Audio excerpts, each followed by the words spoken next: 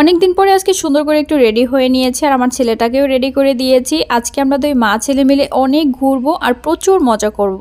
অনেকদিন ধরেই আমার ছেলে প্রচুর বায়না করতেছে যে চলো আম্মু কোথাও ঘুরতে যাই, কিন্তু কোথায় ঘুরতে নিয়ে যাব আমি তো এখানে কিছুই চিনি না। তাই গুগলে সার্চ করলাম যে আসলে কোথায় যাওয়া যায়। অনেক খোঁজাখুঁজি করার পরে একটু কাছে মোটামুটি ভালো একটা জায়গা পেলাম যেখানে বাচ্চাদের অনেকগুলো রাইড আছে। ভাবলাম সেখানেই নিয়ে যাই, আমার বাচ্চাটা একটু আনন্দ করতে পারবে। আর এই জায়গাটা গাজীপুরের মধ্যে ছিল আর আমিও যেহেতু গাজীপুরের আশেপাশেই ছিলাম তাই ভাবলাম এখানেই যাই, অনেক বেশি সুবিধা হবে। আর আমরা যে পার্কটাতে এসেছি এটার নাম হচ্ছে আশামণি শিশু পার্ক, এটা গাজীপুরেই অবস্থিত। এখানে এসে প্রথমেই দুইটা এন্ট্রি টিকিট কেটে নিয়েছি যেহেতু আমার বাচ্চাটা মোটামুটি বড় আর এখানে 4 বছরের উপরে প্রতিটা বাচ্চারই এন্ট্রি টিকিট লাগে। দুইটা টিকিটের মূল্য নিয়েছিল 50 টাকা করে, মোট 100 টাকা। গেট দিয়ে ঢোকার পরে প্রথমেই হাতের ডান দিকে একটা রেস্টুরেন্ট আছে আর এখানে চটপটি, ফুচকা, chow mein, noodles, pizza, burger, sandwich মোটামুটি অনেক ধরনের খাবারই পাওয়া যায়। রাইড করার সময় যদি কারো ক্ষুধা লাগে তাহলে এখানে বসে খেয়ে নিতে পারেন। এখানে ছোটর মধ্যে জায়গাটা মোটামুটি সুন্দর আছে তাই কিছুক্ষণ ঘোরাঘুরি করে নিলাম। এরপরে দুইটা হেলিকপ্টার রাইডের টিকিট কেটে নিয়েছি। এই রাইডের প্রতি টিকিটের মূল্য হচ্ছে 50 টাকা করে। আর এই হেলিকপ্টার রাইডে ওঠার পরে আমার ছেলে তো প্রচন্ড লেভেলে খুশি হয়ে গেছে, কারণ সে এর আগে কখনোই ওঠেনি, লাইফে প্রথমবার হচ্ছে কোনো রাইডে উঠেছে। আর এভাবে বাচ্চাদের নিয়ে মাঝে মাঝে একটু ঘোরাঘুরি করা দরকার, তাহলে বাচ্চারা অনেক বেশি খুশি থাকে আর আমার মনে হয় এটা ওদের ব্রেন ডেভেলপের জন্য অনেক বেশি ভালো। রাইড থেকে নেমেই এই পুকুরটা দেখা যায় আর এটা মোটামুটি অনেক বেশি সুন্দর।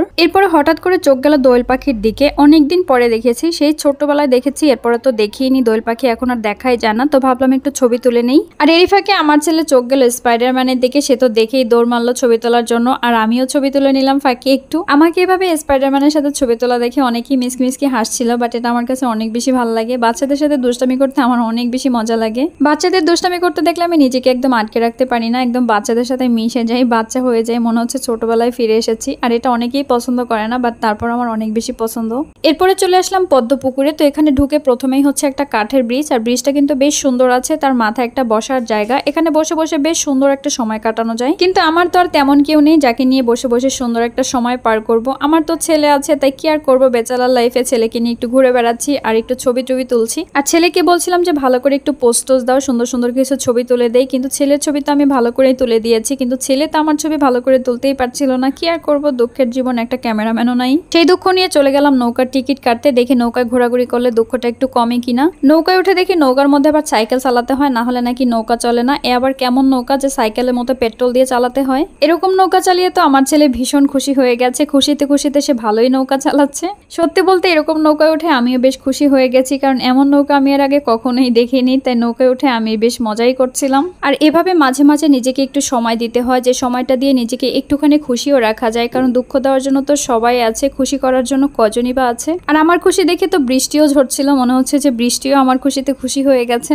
একদিকে বৃষ্টিও হয়েছে আর অন্যদিকে সন্ধ্যাও হয়ে গেছে, আর এই সবকিছু মিলিয়ে কিন্তু পার্কের সৌন্দর্যটা আরো অনেক গুণ বেড়ে গেছে। মন চাচ্ছিল আরো কিছুক্ষণ থাকি, ঘুরে ঘুরে একটু দেখি, কিন্তু বাসায় যাওয়ার সময় হয়ে গিয়েছিল। বাসায় যাওয়ার আগে আরো কিছু রাইড আছে, সেগুলো তো ছেলেকে উঠাবো, না হলে আবার ছেলেটার আফসোস থেকে যাবে। তো এখানে হচ্ছে দুইটা টিকিট কেটে নিয়েছি ট্রেনে ওঠার জন্য। আর ট্রেনে ওঠার পরে তো ছেলের থেকে আমি বেশি খুশি হয়ে গিয়েছিলাম, কারণ রাতের বেলা ট্রেনে ঘুরতে বেশ ভালোই লাগছিল। আর যেই না খুশি হয়ে গিয়েছি অমনি ট্রেনটা বন্ধ হয়ে গেছে। এটা কোনো কথা হলো? 100 টাকায় মাত্র 2-3টা ঘুরি দিয়েই শেষ। আসলে আমার খুশি মনে হয় কারোরই ভালো লাগে না, তাই অল্পতেই শেষ হয়ে যায়। মনে খুব দুঃখ পেয়েছি, তাই ভাবছি এবার আর আমি উঠবো না, এবার শুধু ছেলেকেই উঠাবো, কারণ আমার খুশি তো বেশিক্ষণ থাকে না, ছেলের খুশি মাশাআল্লাহ অনেক সময় থাকে। আর ছেলে খুশি হয়ে গেলে তো সিস্টেমে আমিই খুশি হয়ে যাই। আর আমার ছেলে কিন্তু এই রাইডে ওঠার পরে প্রচুর খুশি ছিল, মানে দুলছিল, লাফাচ্ছিল আর দৌড়াচ্ছিল, ঠিক যেমন রিয়েল ঘোড়ার মতো। সবগুলো রাইডই ওঠা কমপ্লিট হয়ে গেছে, শুধুমাত্র একটা রাইডই বাকি ছিল, কিন্তু সেই রাইডটা রাতের বেলা চলবে না, তাই কি আর করার আছে, ও রাইডে তো ওঠাও যাবে না। মানে নাগরদোলার কথাই বলছিলাম, এটা ছাড়া সবগুলোতেই ওঠা হয়ে গেছে। এখান থেকে বের হওয়ার সময় দেখলাম টম এন্ড জেরির জেরি। তো এটা কি আসলে সেই টম এন্ড জেরির জেরি নাকি অন্য কিছু, কমেন্ট বক্সে জানিয়ে যাবেন।